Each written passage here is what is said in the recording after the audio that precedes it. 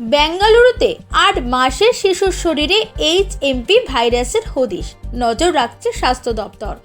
Human metapneumo ভাইরাসে আক্রান্ত বেঙ্গালুরুর এক শিশু, ৮ মাসের এক শিশুর শরীরে এই ভাইরাসের সংক্রমণের লক্ষণ মিলেছে।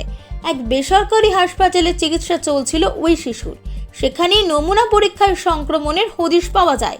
কর্ণাটকের স্বাস্থ্য দপ্তর জানিয়েছে, নমুনাটি কোনো সরকারি ল্যাবরেটরিতে পরীক্ষা করা হয়নি। তবে স্বাস্থ্য দপ্তরের এক সূত্র সংবাদ মাধ্যম ইন্ডিয়া টুডেকে জানিয়েছে, এক বেসরকারি হাসপাতাল থেকে এই কথা জানা গিয়েছে।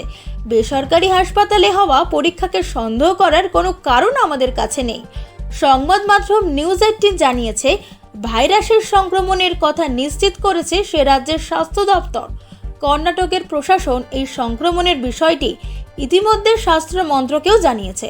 স্বাস্থ্য দপ্তরের এক সূত্র ইন্ডিয়া টুডেকে জানিয়েছে, চীনে এই ভাইরাসের কোন প্রজাতির সংক্রমণ ছড়িয়েছে সেই বিষয়ে এখনও তথ্য পাওয়া যায়নি। ফলে এই ভাইরাসটি প্রজাতির বিষয়েও নিশ্চিত হওয়া যাচ্ছে না।